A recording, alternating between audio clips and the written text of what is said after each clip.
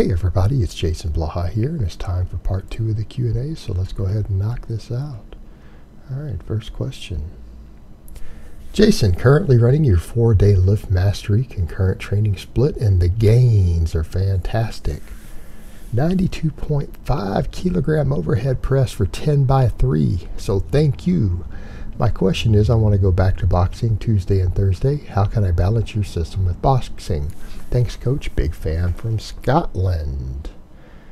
All right, brother. You're making me feel bad because you're actually overhead pressing more than me right now. I can't do that weight for 10 sets of 3. Yeah, I can't do that. I can do that for 1 set of 3, but I can't do 10 sets of 3 with that. So big props on that, brother. As far as answering your question of going back into boxing, I kind of wrote this system as a template people could use as athletes. This is a base strength training program for relatively advanced strength athletes in general. So that being said, you should be able to ease into your boxing fine. I do cardio 7 days a week while running this same training split. So put that into perspective. If I get away with an hour or more of cardio every day, 7 days a week while running this split, I don't think you'll have any problem at all easing back into some boxing twice a week, particularly on your off days. I mean, do it on the days off from your lifting. So if you're going to do it Tuesday and Thursday, maybe run this split because it's a 4-day upper lower essentially, like Monday, Wednesday, Friday, Saturday. You know, you could swap a Sunday in, whatever. Make it work for you. I don't think you'll have any problems at all. Just like with anything else, the boxing's going to have a lot of conditioning. Ease back into it slowly. Don't hit it full steam. Don't go in 100%. You know what? Spend 4 to 6 weeks gradually building up the workload in your boxing and the practice and the conditioning. And I don't think you'll have any problem doing boxing at a relatively serious level twice a week while running this program. In fact, I think this program would be a perfectly acceptable strength program for any contact sport athlete. Boxer, MMA, football. I think it'll be fine. Run it. Just run it. Just ease into the conditioning like with anything else. All right, next question. Hey Jason, can you build your deadlift without deadlifting if you maybe have a weak link per se? I can rep 405 for a clean double, but my squat is around 275 for a double. If I build my squat up to 315 for a couple reps and continue to improve my row and weighted pull-up, will my deadlift improve? Thank you, Jason. Good question. All right, if you remember the example I've given before, what happened with my deadlift after I came back to training? I got back to a 525 deadlift at about a year after lifting again, right after being really sick a long time. I took 10 months off from deadlifting and dramatically improved my squat and my rows. I came back and pulled 525 my very first day deadlifting again. Then I think I pulled it for a triple a few days later. A week later, I pulled 535 for reps. So mine went up, but it took a couple of weeks.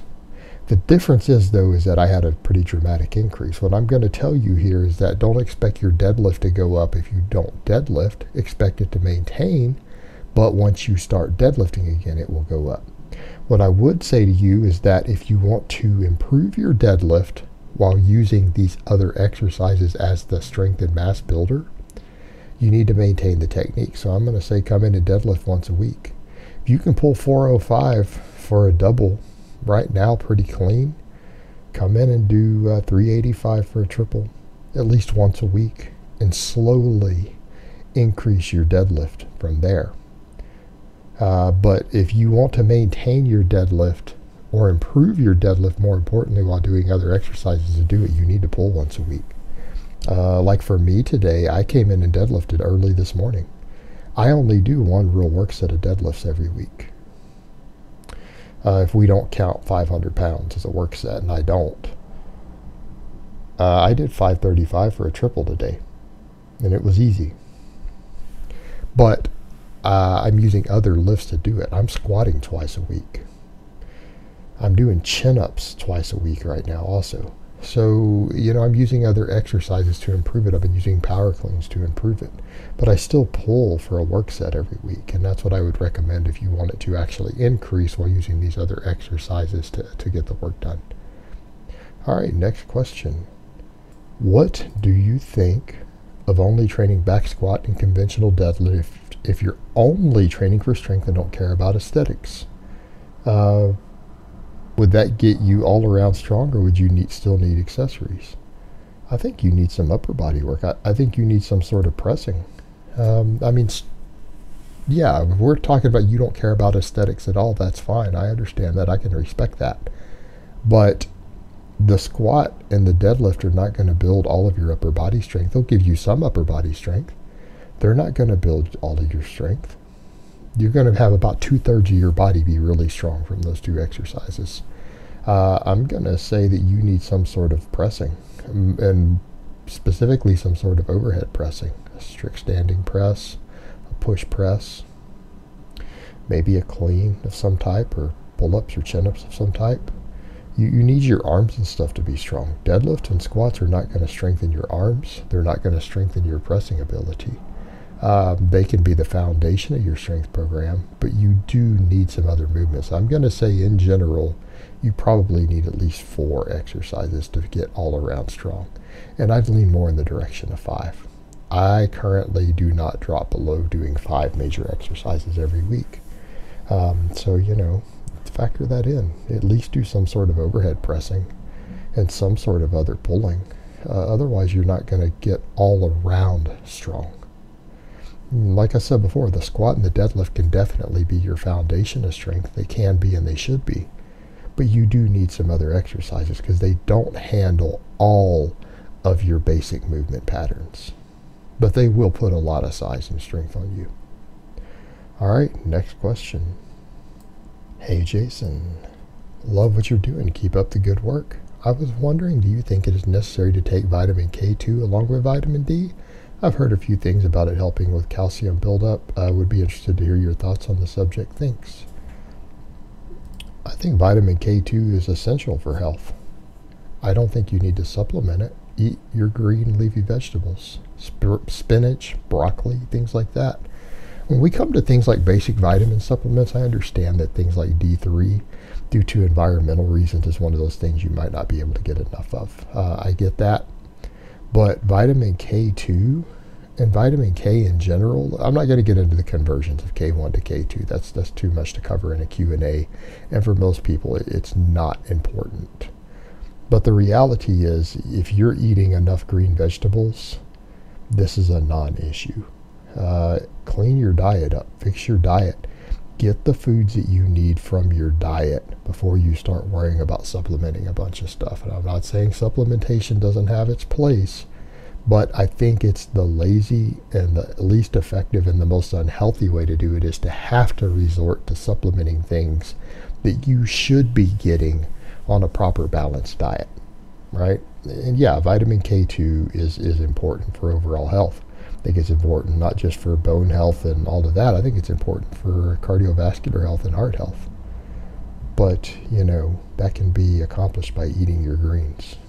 Eat your vegetables, son. All right, next question.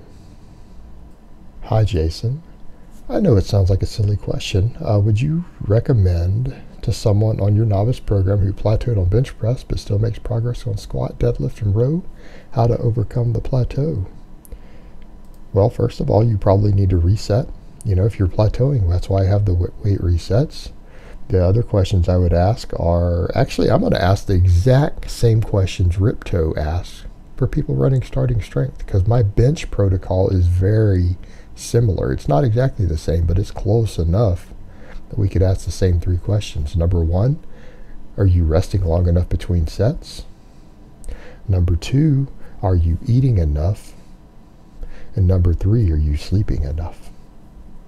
If those questions should be able to tell you what the problem is. If you're not gaining any weight, you're not eating enough to improve your bench press. That one's easy. If you're stalling because you're only trying to rest 2 minutes between sets, you need to go to 3 minutes. If you're stalling at 3 minutes, you need to go to 4 minutes. If you're stalling at 4 minutes, you need to go to 5 minutes.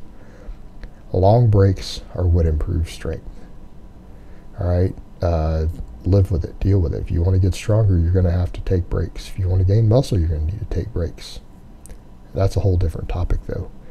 And then, are you getting enough sleep? If you're not getting 8 hours of sleep every night and you're stalling on a lift like the bench press, there's your answer. These are easy solutions. And the other final fix is time and patience. Rome wasn't built in a day, and neither is an impressive bench press or an impressive set of pecs. Alright guys, but that's really all I have to say on that today. I hope it's been informative, and I will talk to you guys next time in part 3.